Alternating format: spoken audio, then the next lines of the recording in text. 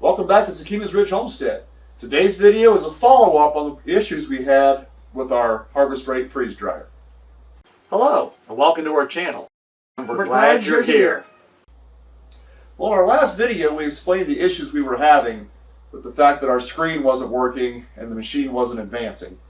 I was contacted again by their service department, and they set up a 15-minute phone call. In that phone call we discussed the issues, and they sent me a new screen and a new control board. As you can see by the screen, it's now lit up, and we have carrots sitting there that we just finished, and we are in the defrost cycle.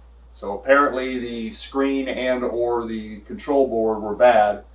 I really don't have any complaints with their service department. It just so happens this went down on Christmas weekend, and they were pretty much out of the office between Christmas and New Year's, very limited tech support.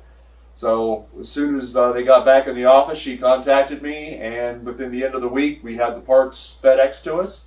I also mentioned to her that our impulse sealer didn't seem to be working correctly. We'd have to seal the bags 3 or 4 times to get them to actually seal, and they've also sent us a new impulse sealer.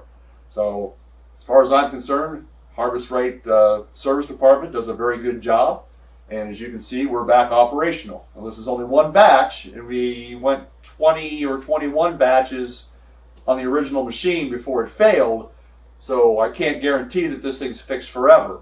But as of right now, we have an operational machine, and their service department does a nice job. So take that for wherever you want to take it for. I will post a link above and below to our original video describing the issue. And as of right now, like I said, I can't say anything bad other than the fact that this failed in 4 or 5 months, but they did make it right as quickly as they possibly could. So thanks for watching, and have a good day.